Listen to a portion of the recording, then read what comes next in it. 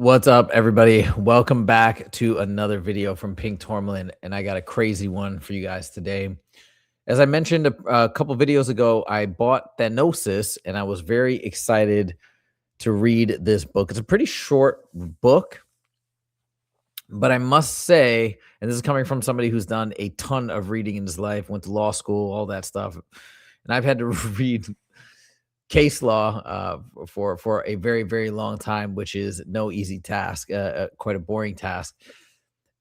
But man, this book is the way it's written, and credit to Jason Jorjani. I mean, he's done a tremendous job, lots of research, but he writes in a way that is not very smooth to read, let's just put it like that. And so I did my best to make my way through I think the portions that I was most curious to read about, which is particularly this section, the postmortem, excuse me, training techniques to escape the soul trap. So what I'm going to do in this video is I'm going to break down this last section of the book and the key tenets, because I think this is what what most of you guys really wanted to extract from Thanosis. And I think it's really interesting the way he puts everything together. And from this, you can sort of ascertain what his general thesis is on, I guess you could say, the point of life or the point of escaping, and where we go to afterwards, which I don't think in the way that he views the world and life and the continuity of the soul of consciousness, I don't think that he believes in trying to get to some higher realm, some pleroma, something like that. But it's more about gaining sovereignty, gaining control of your soul, your isbe, whatever you want to call it, and continuing to reincarnate, continuing to explore different dimensions, but at your own will, as opposed to being the subject of what he essentially states in this book, which is falling victim to a machine, a cycle, which is ultimately a loosh farm, which is feeding off of our energy and just basically being cattle. And so that's the main idea. And he gives 5 very specific protocols to achieve escape velocity, if you will, to get out of this soul trap. And I'm going to go through all of it. Very interesting stuff from Jason Jorjani. Let's get into it. I've extracted a bunch of pages. I've also pulled out some supplementary information to kind of fill in the gaps for some of the things that he mentions in this book, which I was unfamiliar with a lot of it. So super cool from that perspective. So without further ado, let's get into the mix, guys. Buckle up. This is some intense stuff here. Here we go. So the first thing that he says of these 5 pillars, if you will, of things to, this is like a training manual. This is like, if you're going into battle, if you're going into war, these are the things you need to do, right? You need to learn hand-to-hand combat. You need to learn how to handle a weapon, a firearm. You need to learn knife combat. You need to learn survival tactics to get clean water, and all these different things. That's what he's presenting here. He's basically giving you a training manual to prepare your mind, your body for your eventual passing of this life, so you can move into the next realm with confidence, with sovereignty. And that's what this is about. So buckle up. Here are the 5 pillars, starting with number 1, astral projection as training. So this is one of the first things he talks about, and he's coming from it, basically building off of a lot of the research done from a few people, but namely one of those folks is Bob Monroe at the Monroe Institute. So, or he has passed on now, but he founded the Monroe Institute. Amazing place. So check this out. Astral projection as training. His method, he's talking about Bob Monroe, is not mystical effusion, but technological aestheticism.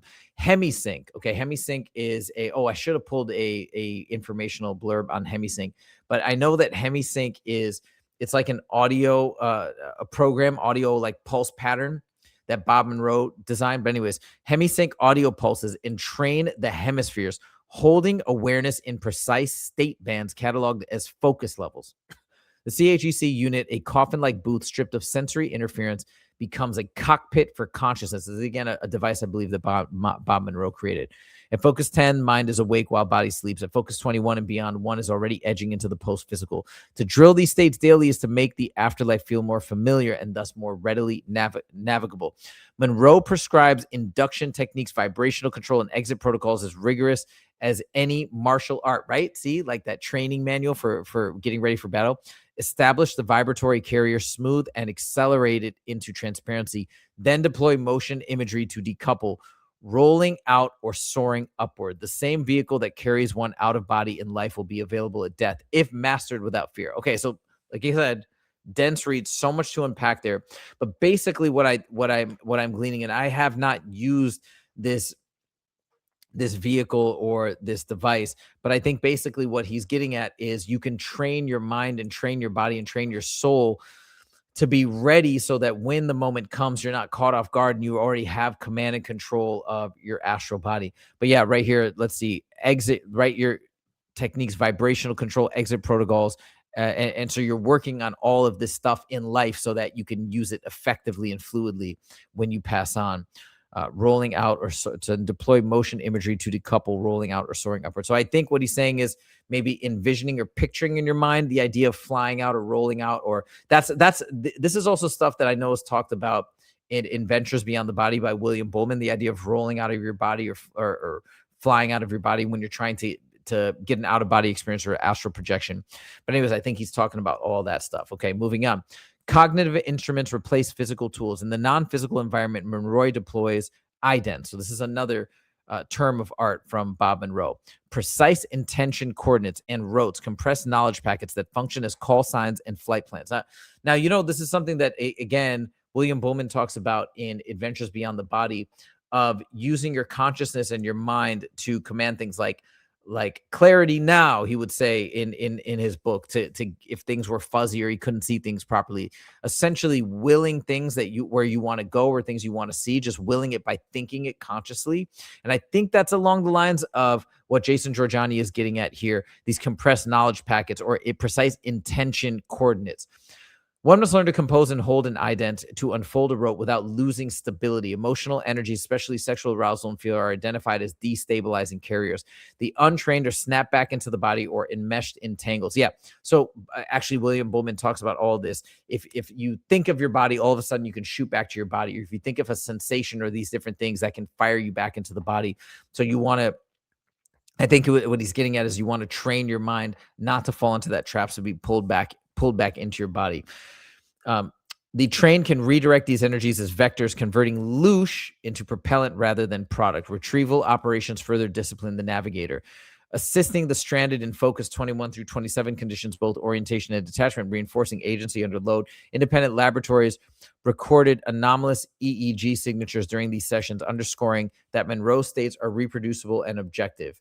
Trainable rather than fanciful. And if you guys are unfamiliar with the concept of loosh, I imagine you're not if you're watching this video. But again, loosh is the energy that Bob Monroe saw via his remote viewing expeditions with a number of other people at the Institute, that he saw, that he learned that in his theory is that this entire planet is a loosh farm, meaning our energies, not just negative energies, but the energies that we release via emotions, via excited states, via, I think, sexual energy as well.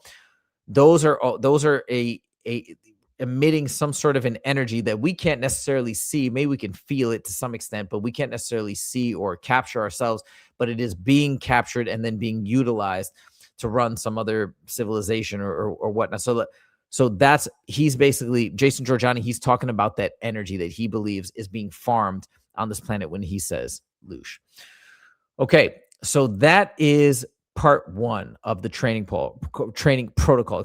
Part two has to do with the chemical DMT augmented access. And if you guys are unfamiliar with DMT, especially 5-MeO DMT in particular, strongest hallucinogen on the planet, I know about it personally, and it is wild stuff. I've actually often thought, and I still haven't heard anybody else echo this, but from my own personal experience, it felt like an eject button for the soul is the only way I can describe it, that it shoots you out of your body, and maybe somewhat similar to an OBE or an astral projection or somewhere in between. But yeah, that's been my experience. But he is basically pushing this DMT augmented access as another vehicle to train your mind, to train your soul, to train your spirit for when that day comes, so you can have sovereignty and authority over where you go after that time. So check this out. DMT augmented access. The relevance to postmortem agency is immediate. DMT offers us a rehearsal for dying, a sudden switch away from the consensus channel, a collapse of familiar sensory scaffolding, and immersion into bizarre and autonomous elsewhere. The untrained are overwhelmed. He's talking about the untrained when they pass on, reduced to awe and terror, which only deepen the grooves of captivity. But the trained can recognize that this is not chaos, but topology. Just as Monroe's explorers used idents to what we just talked about to steer their journeys and roads to anchor knowledge, so too must we learn to carry these tools across the switch, across the, I think he's saying like across the transition to death or to, well, afterlife. The ident bends the local landscape, guiding the next step of the trajectory. The rote unfolds as a stabilizing attractor, ensuring coherence amidst novelty. The vibratory carrier, if mastered, allows one to hold steady in turbulence. Emotion, instead of serving as bait for harvest, becomes propulsion for escape. I think what he's really getting at is, in general, most people are so shocked when they leave their bodies, and then they get overwhelmed by what's coming at them sensory-wise in terms of the guides or different things, and then they're bombarded with the life review, and then they have all these emotions, and the emotions are used against them. I think what he's effectively saying is we want to become in command of these emotional states and these energies. And when that happens, it becomes less of a weakness, but more of a strength. And then we can use that to choose our own path, to choose our own adventure, if you will, after the point of death from this body. DMT shows us what the switch looks like. It is rehearsal for death. But whereas the psychedelic initiate gawks at alien beings in bewilderment, the Promethean adept arrives prepared, ident fixed, rote ready, carrier steady, effect transmuted. So I think what he's saying is the people, probably like me, psychedelic initiate, although I did it under guidance, under shamans and all that, and I did my research. But instead of us just being in awe and wonder what's going on, no, you got to prepare, you got to train for it, and you got to take these trips with a purpose.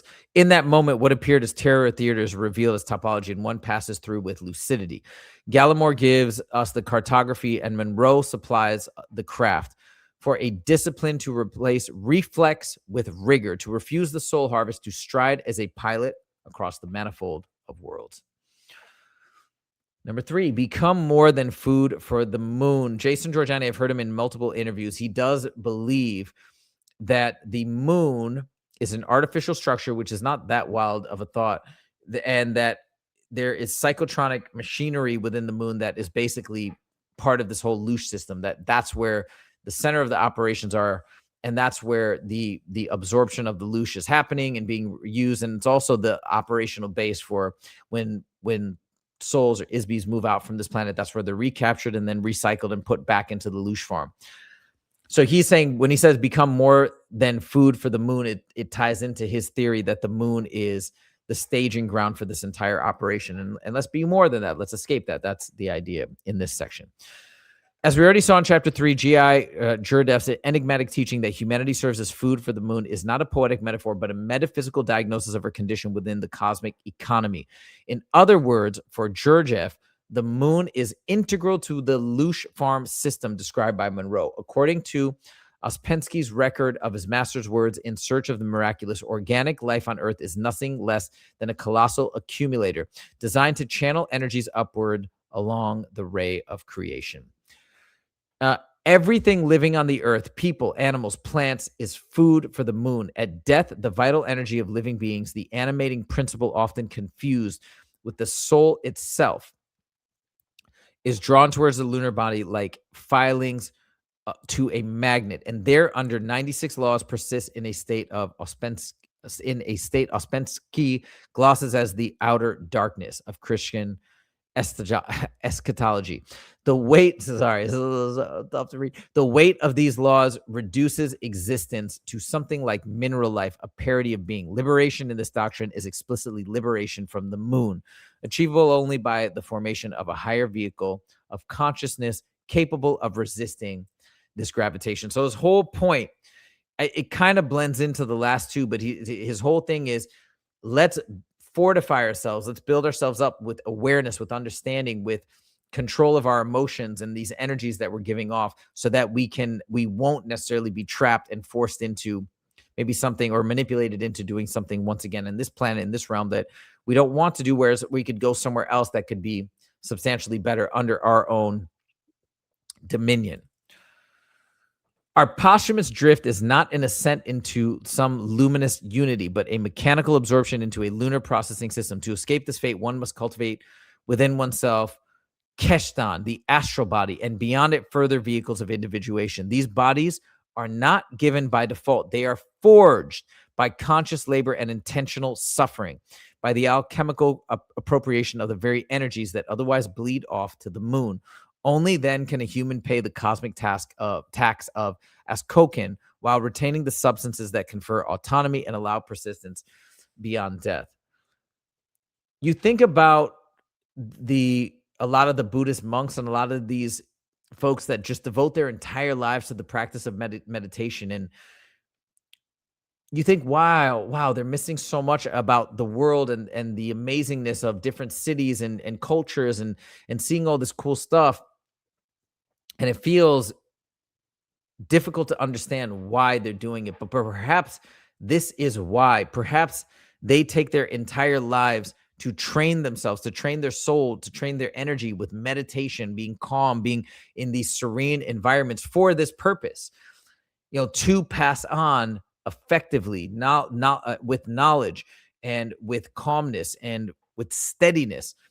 And so perhaps all of that work that seems as though they're missing out so much, no, but there's a greater purpose. They're fortifying themselves. And I think this is maybe along the same lines of what Jason Jorjani is getting at, is that sure, you can just drift off as most people do when they pass on, and they'll be subjected to whatever they hear and will likely be manipulated by whatever they see and whatever they're told. Or you can take control, be autonomous, and train yourself so you can have that autonomy and have that decision and free and truly exercise your free will to have the fate that you truly want.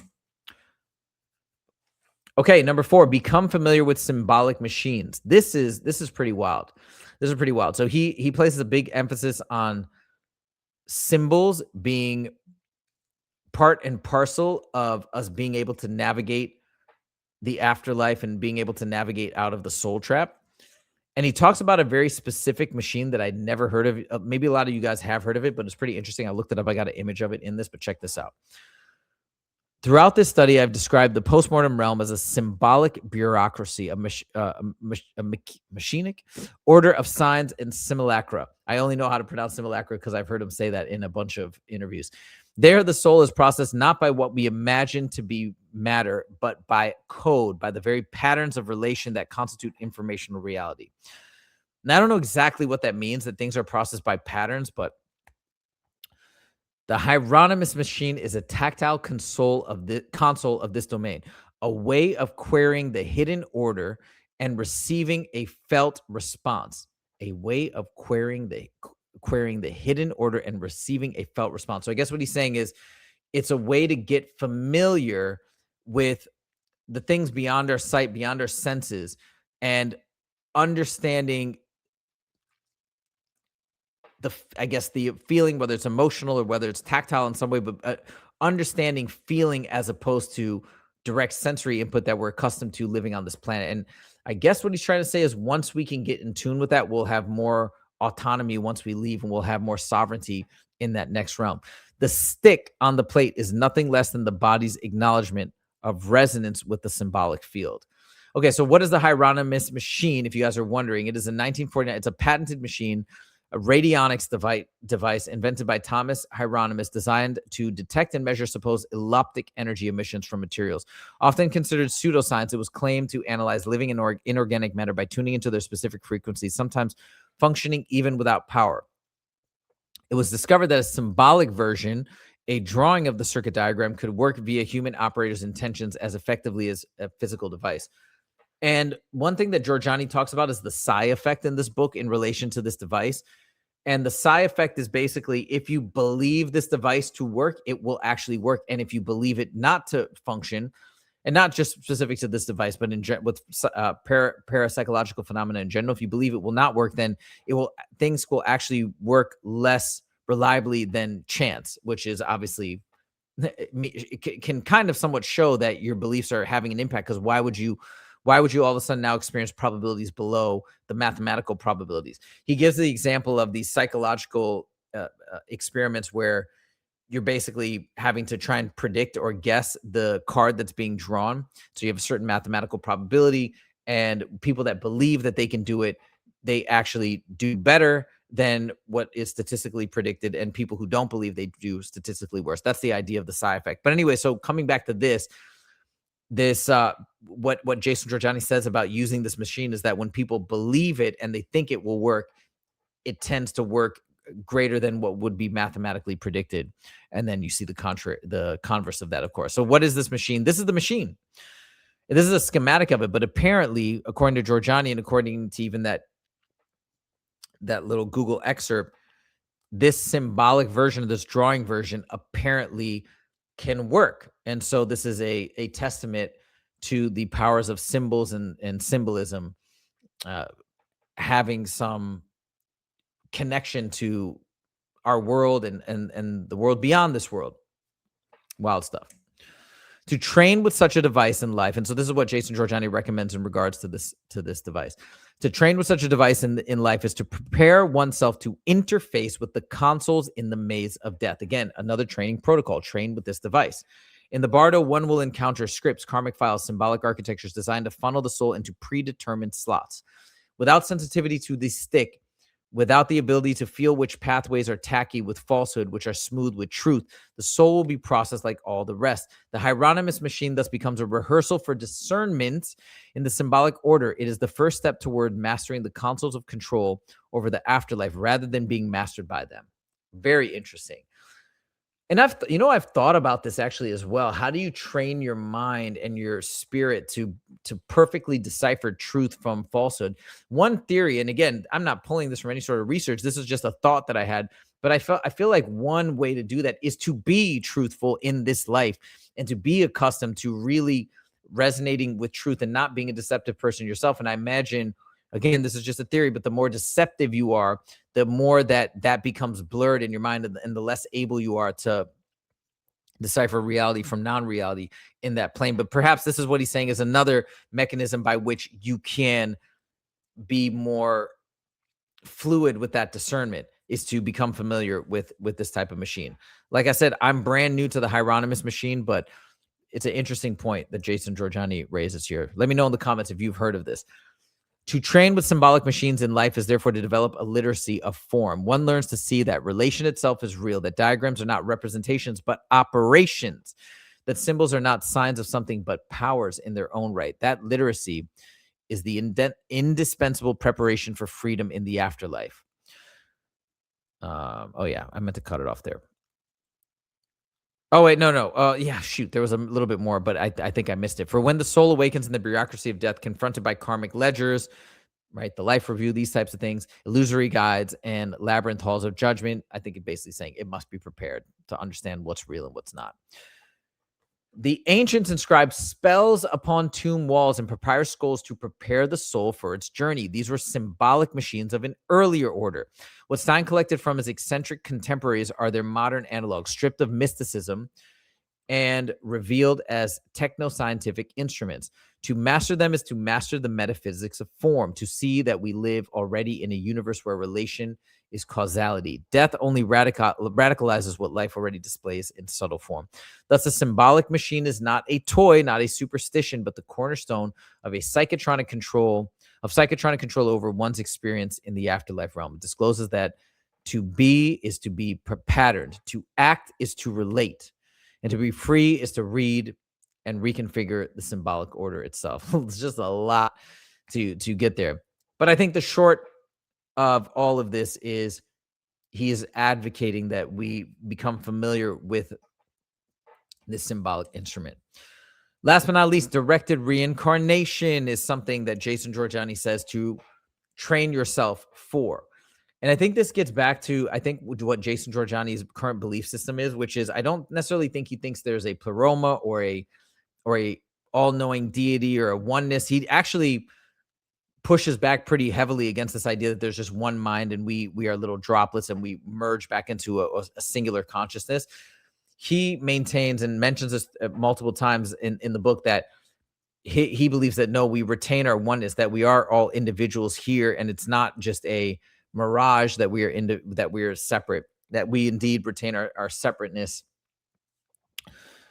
I lost my train. Oh yeah. But anyways, so this goes back to what I think he believes is ultimately the purpose, if you will. And the purpose of life is not to achieve, not to get to this one place, a heaven, if you will, but it is to reclaim sovereignty over our path in the astral, in other lives that we reincarnate in, and basically getting us out of this system, this loosh farm, this cycle, so that we can again be the stewards of our own ships.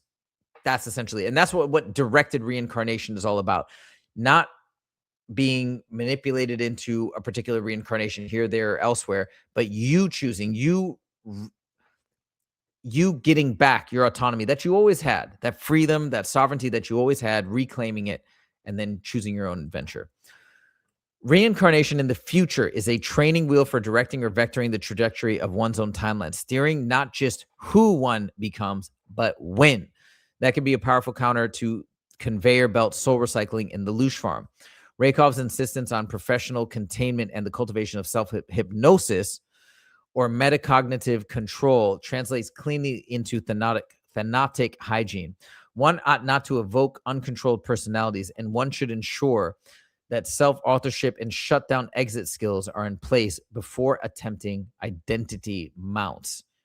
Okay, wait, let me read this again.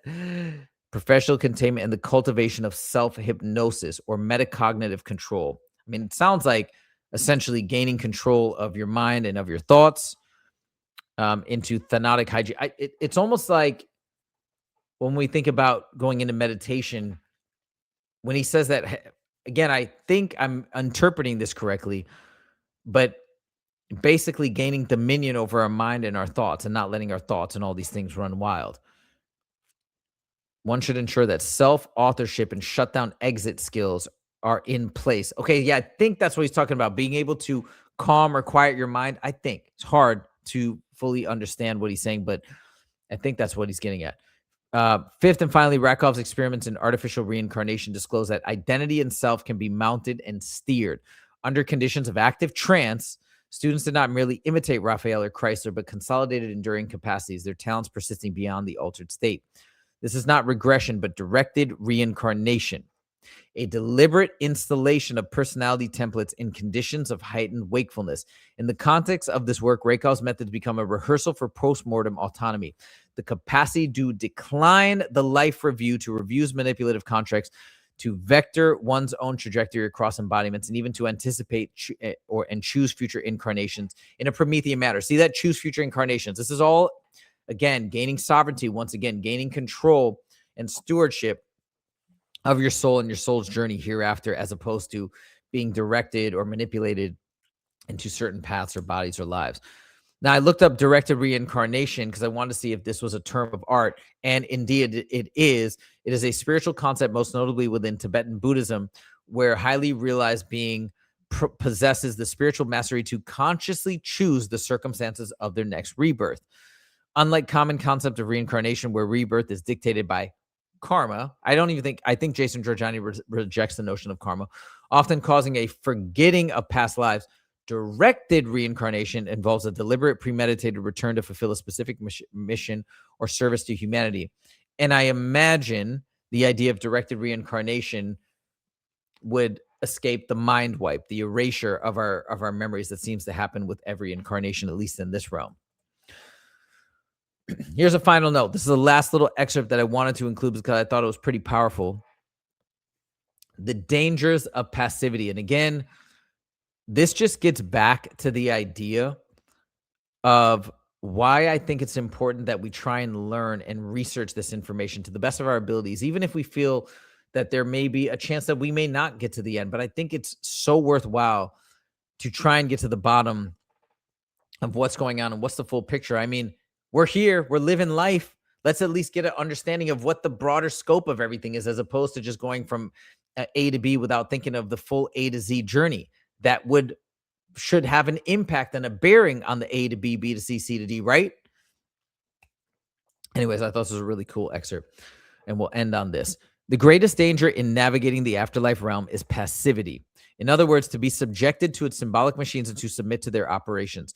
The Promethean soul should refuse submission. It should become the operator instead. To train with the symbolic Hieronymus machine is to learn this Promethean lesson, that the console of death can be seized, that the bureaucracy of rebirth can be hacked, and that the symbols that bind can also liberate if one knows how to read them.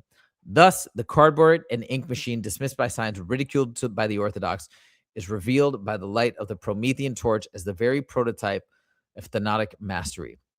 It is not a toy, but a console of liberation. The first sketch of a technology by which we may free ourselves from the dominion of archons. There it is, guys. Whew. It's a lot, but it's pretty interesting and pretty cool. Like I said, Jason Jorjani is somebody that I've come to respect quite a bit. I'm going to let that settle in. You let that all soak in. And let me know your thoughts in the comments. Let me know what you think of this 5-step protocol and the messages contained herein and Jason Jorjani's general philosophies on life and existence. What do you think about everything he stated here? That's all I got for you guys today. I'm super tired. I got to bounce. Thank you guys so much for joining. I'll see you in the next one. Take it easy.